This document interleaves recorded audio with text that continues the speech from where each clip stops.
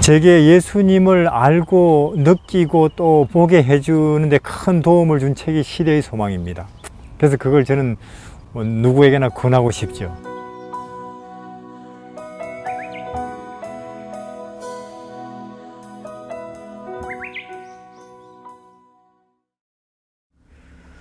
제12장 시험. 예수께서 성령의 충만함을 입어 요단강에서 돌아오사 성령에게 이끌리시어 광야로 가셨다. 침례 받으시고 예수님께서 이제 인류를 구원하시는 일을 이제 시작하셔야 되는데, 이건 너무나 중요하고 또 이제 범위가 우주적인 일이거든요. 이건 우리가 그렇잖아요. 아주 중요한 일, 특히 우리 영적인 면에서 아주 중요한 일이다. 그러면 우리는 사실 성령의 이끄심을 받아야 되죠. 우리 계획이라든지 혹은 우리 능력, 또 우리의 자금력 이런 거로는 한계가 있으니까 예수님께서 앞으로 이제 인류를 구원하기 위해서 이 구속 사업을 진행하실 것인데, 이건 무슨 사업 계획서에 있는 것도 아니고 또 정해진 코스에 있는 게 아니에요. 물론 이 일을 어떻게 진행할 것인가, 어떤 정신으로 또 어떤 태도로 모습으로 진행할 것인가 하는 건 분명하죠. 낮추고 자기를 비우고 또 자기를 부인하고 결국은 십자가 낮은 데서 더 낮은 곳으로 희생하고 부인하다가 결국은 십자가에 이제 죽으시는 게 그 내용이고 정신이지만은, 그것을 어떤 과정을 통해서 어떻게 진행할 것인가 하는 것은 아무도 모릅니다. 오직 이제 성령께서 그때그때 그런 마음에, 구하는 빈 마음에 지시하는 대로 따라가실 수밖에 없죠. 예수님께서 성령의 이끌리심에 따라서 우리가 마음을 비우고 가난한 심령을 유지하고 있으면 그 마음에는 성령께서 이끄시거든요. 성령에 이끌리셔서 광야로 가셨는데 그러니까 40일을 물이나 음식 전혀 안 잡수시잖아요. 근데 아마 모세 시내산에서처럼 거의 초자연적인 방법으로 이 공급을 받으셨는가 봐요, 힘을. 거의 그 기간 동안은 이제 하나님과 영적 교제 가운데 육신의 연약함이나 배고픔, 피로 이런 것을 거의 잊고 계셨던 모양인데, 이제 드디어 40일 금식 후에 이제 시험하는 자가 왔죠. 빛의 천사의 모습으로. 예, 하늘에서 왔는데 내가 하나님께서 네 40일 금식 기도를 들어주시고 또 네 기도에 응답하셨다는 그 증거로 내가 왔다는 거죠. 그러면서 하는 말이 이제 지금은 제일 우선 급한 게 음식이니까 이 돌로 떡을 만들어 우선 네 몸의 필요도 채우고, 그리고 또 참말로 네가 신적인 존재인지 아닌지, 즉 하나님의 아들인지 아닌지 한번 확인도 해보라고. 만일 네가 하나님의 아들이거든. 근데 이제 이 말에 벌써 앞뒤가 안 맞는 거죠. 하나님께서 인정하셨다고 말해놓고도 한번 확인해 보라고. 만일 네가 하나님의 아들이면 이 돌이 떡으로 변할 테니까. 이제 그때 벌써 예수님은 이 존재는 시험하는 자고 마귀군 하는 걸 아셨죠. 이제 사실 우리가, 그러니까 예수님 말씀이 사람이 떡으로만 사는 게 아니고 하나님의 말씀으로 산다고. 물론 우리 이제 먹고 배부를 때 그런 이야기 하는 거 쉽죠. 먹고 배부를 때는 사상이, 이념이, 가치가 혹은 기도가 더 중요합니다. 그렇게 말할 수 있을지도 몰라요. 근데 40일을 금식하고 난 뒤거든요. 그리고 이때는 하나님과의 그 어떤 초자연적인 육신의 어떤 연약성이나 필요를 잊을 만큼의 그 교제도 일단 끝난 상태거든요. 육신의 모든 피곤함 혹은 굶주림의 허기짐이 밀려오는 그런 상태거든요. 40일. 40일을 굶고 나서도 음식보다도 기도가, 하나님의 나라가, 그리고 하나님의 말씀이 더 우선입니다. 이런 말을 어떻게 할 수 있는지 참 신기해요. 이 예수님이. 우리도 그래야 되는데, 지금 우리 어떤 면에서 보통 우리 생활을 이끌어가는, 전반적으로 이끌어가는 방향이나 우리의 말이나 행동을 이끌어가는 것은 어떤 면에서 대체적으로는 떡이거든요. 생활이 먼저고 이 세상에서의 필요한 일들, 그리고 이제 여유를 따라서 진리, 생명, 기도, 말씀 이렇게 된단 말이에요. 이제 40일을 굶고 나서도 예수님의 베들레헴이 더 중요합니다. 그분의 나사렛, 그분의 겟세마네, 그분의 십자가, 그리고 말씀, 재림의 소망이 지금 내 직장보다 혹은 지금 내 취미 활동보다 혹은 내 나름대로 계획보다 훨씬 더 그것이 영원하고 중요하고 의미가 깊습니다. 그렇게 말을 하는 사람은 하늘의 가치를 아는 사람이죠. 밭에 감추인 그 보화가, 예수님 안에 감추인 그 진리가, 빛이 얼마나 중요하고 영원한지를 아는 사람이에요. 그래서 사람이 떡으로만 사는 게 아니고 하나님의 말씀으로 산다. 그것이 있으면 우리에게 족하지 않냐. 무화과 나무 열매 없고 또 포도나무에 소출 없고 내 하는 일마다 다 지금 동서남북으로 막혀도 나에게는 예수님이 이 땅에 베들레헴에 오신 그분의 겸손이 있고 나사렛 30년 우리와 함께 하시는 그분이 계시고 현실적으로 정서적으로 또 갈릴리 바닷가에 그분의 가르침과 그분의 능력이 있고 끝내는 십자가에 나를 위해서 죽으신 그 희생이 있으니 난 그걸로도 족합니다 하면 참으로 우리는 영의 사람이죠. 그리고 12장, 13장은 연결되어 있거든요. 성리. 이제 그 다음 마귀가 이 높은 데 가서 뛰어내리라고, 어차피 이제 사람들을 구원할 거 아니냐 말이에요.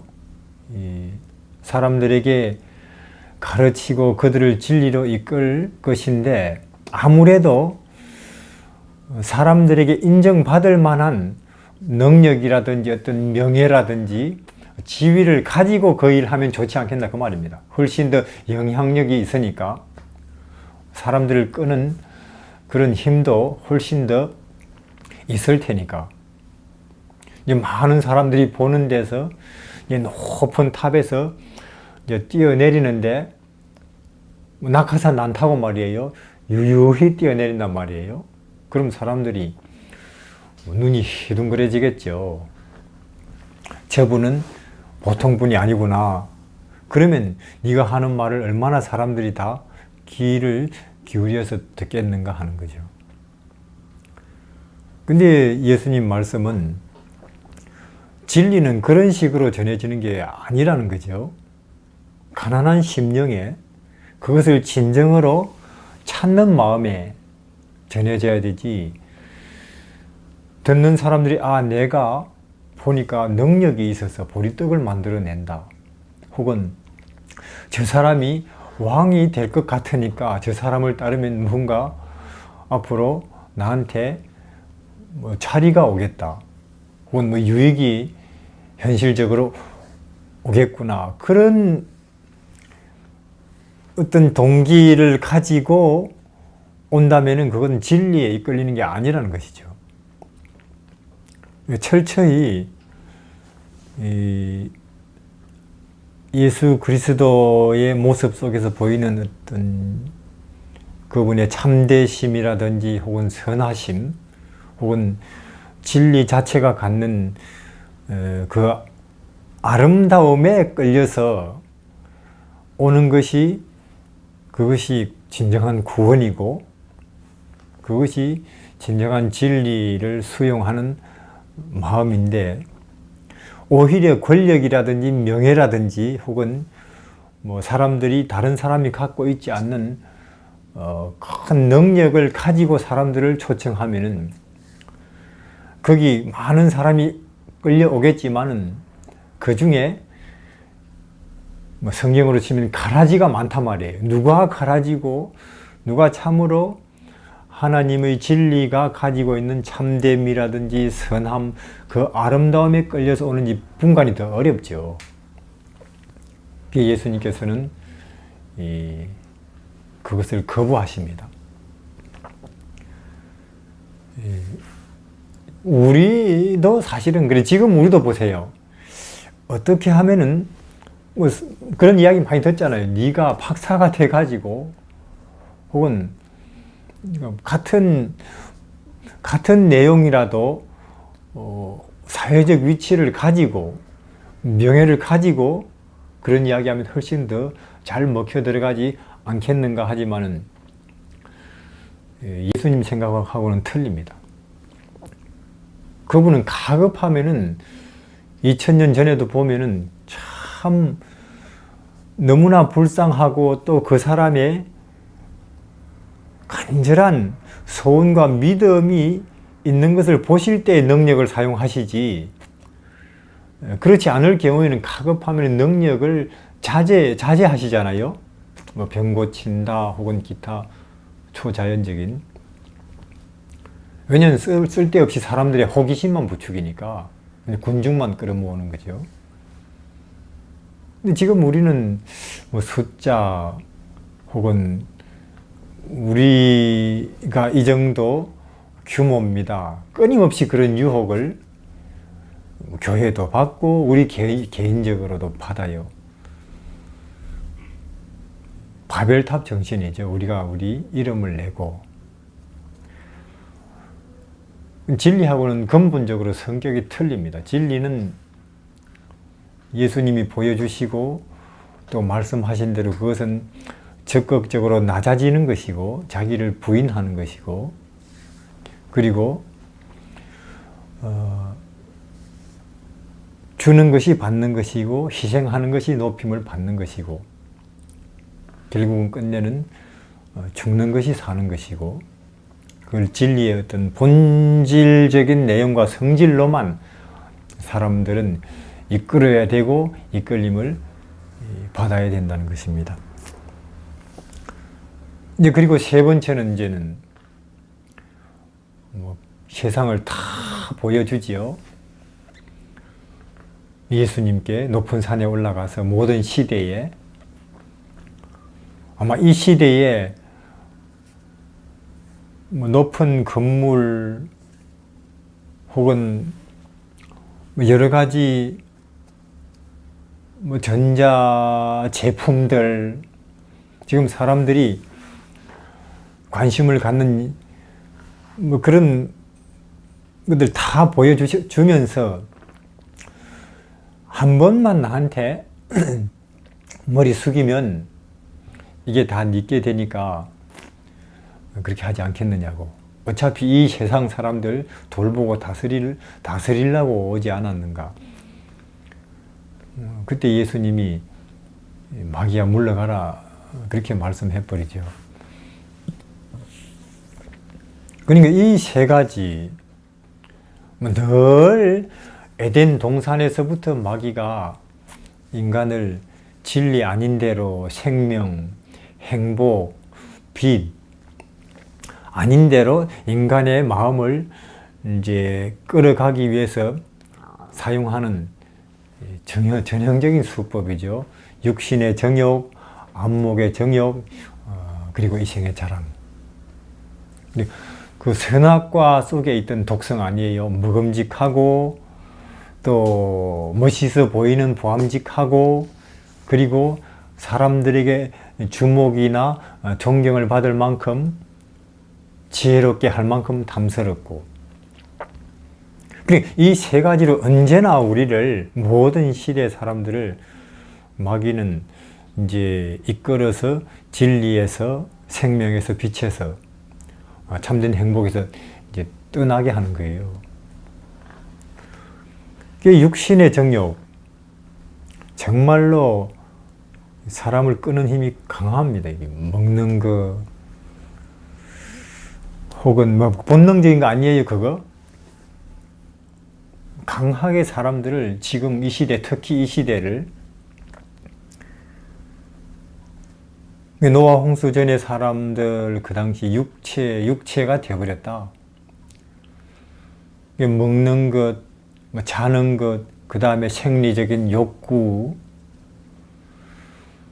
이제 그게 채워지고 나면 사람들은 이제 그걸로 안 되면 안목의 정욕, 멋있어 보이는 것, 예쁜 것, 또 눈에 확 들어오는 것, 그 얼마나 사람들을 많이 이끌어가요. 그거 지금 뭐 신제품이라고 나오지만 그 봐야 뭐 모서리를 약간 각을 세웠거나 각을 죽인 거나 계속 그러면서 새로 나왔으니까 또 이거 제가 어제 들었는데 삼성 무슨 스마트폰 아직 안 나온 거 예약이 500만 명 돼 있다네요. 그것은 그거 아니에요, 그거. 얼마나 이 시대에 사람들이 여기에 휩쓸려 가고 있는지 몰라요. 그 다음에 권력이죠. 사람들을 다스릴 수 있는 위치, 정말 나이가 들수록 그쪽으로 관심이 더 많아지대요. 그럼 우리가 이 육신의 정욕과 안목의 정욕과 그 이생의 자랑으로 끊임없이 우리를 이제 그걸 추구하게 우리를 이끌어가는 마귀를 우리가 저항할 수 있는가? 없죠. 그건 수준이 낮은 사람은 낮은 대로, 높은 데 있는 사람은 높은 대로 그 세 가지를 끊임없이 추구하잖아요. 예수님 외에는 답이 없습니다. 요한 1서 보면은 하나님의 아들이 이 땅에 오신 것은 마귀의 일을 멸하려 하심이라 그리 되어 있잖아요. 백신이라는 거죠. 그것을 저항할 수 있는 유일한. 그래서 우리는 실제로 예수 그리스도의 베들레헴이라든지 그분의 성장하시는 환경이나 모습, 그리고 공생애의 교훈과 그분의 태도, 끝내는 십자가에 죽으시는 그런 걸 통해서 그런 걸 보는 사람에게는 이상하게 그런 걸 보는 사람에게는 그런 마귀의 세 가지 뭐 본능에 호소하는 것 혹은 감각 그리고 권력 명예욕에 호소하는 그걸 이기는 힘을 자기가 느끼게 돼요. 그래서 예수님은 여기에서 결국은 이 세 가지 이 마귀의 시험을 결국은 이렇게 이기십니다. 기록되었으되 하시는 말씀으로 마귀가 떠나간 후에 예수께서는 얼굴이 사색이 되신 채 기진맥진하여 땅에 엎어지셨다. 40일을 굶으시고 또 마귀와 이와 같이 한바탕 전쟁을 치르시고는 엎어져 버렸어요. 그러니까 우리가 그다 이거 우리를 위한 거 아니에요. 나를 이 허무하고 잠시 있다가 없어질 이 땅에서 영원으로 우리를 이끌어 가시려고, 또 오늘 사는 삶 속에서도 나를 의미와 그 다음에 평안 속에 사시게 하시려고 이렇게 하시는 거 아니에요? 그리고 우리가 뭐 예를 들어서 육신의 정욕이다, 본능적인 것, 먹고 마시는 것, 혹은 또 사람들이 다 거기에 따르고 있는 뭐 새로운 제품, 유행, 혹 이런 것들, 혹은 명예나 권력, 이런 것들이 나를 초조하게 하거나 혹은 끌어가려고 할 때 우리는 예수님의 40일 이 광야를 생각해야 돼요. 이걸 예수님이 그럽니다. 너도 40일 굶으라가 아닙니다. 수고하고 무거운 짐진 자들아 내게로 오라. 그 말은 내가 너도 나처럼 40일을 굶으라는 소리는 아닌데, 너희들도 베들레헴 마구간에 태어나고 그리고 30년을 나처럼 그 아무도 알아주지 않는 데서 목수 노릇 하라는 건 아니라 그 말이에요. 그러나 그런 나를 보기는 하라 그 말입니다. 예수님 말씀이. 그런 나를 알고 쳐다보기는 해라. 그러면 뭐가 좋은 점이 오는데요? 그렇게 하면 어떻게 되는 것인지, 너희 마음속에 어떤 작용이 일어나는 것인지, 너희 정서의 생활에 어떤 일이 일어나는지 너희가 알 것이라 그 말이죠. 그래서 우리는 지금 오늘도 우리에게도 있거든요. 육신의 정욕, 안목의 정욕, 이생의 자랑, 먹음직하고 보암직하고 또 자랑할 만한 것들에 내 마음이 끌리면 이렇게 광야에서 40일을 굶고, 그게 마귀의 제한을 단호히 명예에 대한, 권력에 대한 제한을 거부하고는 끝내 엎어져 버리는 예수님을 생각하시라니까요. 그렇게 하면 그 사람에게는 그분이 구원으로 자리 잡는 것입니다. 구속받은 자들이 하나님의 보좌 앞에서 구주와 함께 설 때까지는 우리의 구속을 위하여 예수께서 얼마나 큰 희생을 치렀는지 우리는 깨달을 수 없다. 아직은 우리는 모른다는 거예요. 하늘에 가서 그분이 얼마나 어마어마하게 높은 위치에 계신 분인지를 보기 전까지는 그분의 이런 베들레헴의 탄생이나 그리고 나사렛 그 30년의 생애, 그리고 이와 같이 굶주리고 땅에 엎어지는 이런 것들이 얼마나 큰 희생인지 우리는 아직 몰라요. 철이 없죠, 우리가. 그러니까 뭐 믿어줄까? 뭐 이번 일주일 동안 교회를 나가줄까? 그러죠.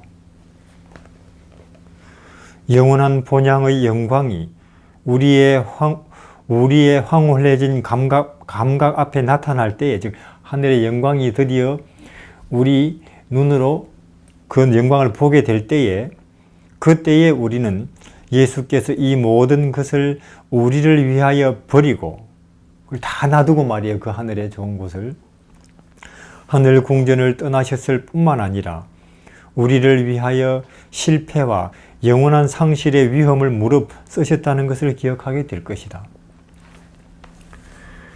그러니까 이 인간의 육신을, 연약한 육신을 가졌을 때에 과연 마귀의 이와 같이 강력한 유혹을 혹은 또 핍박을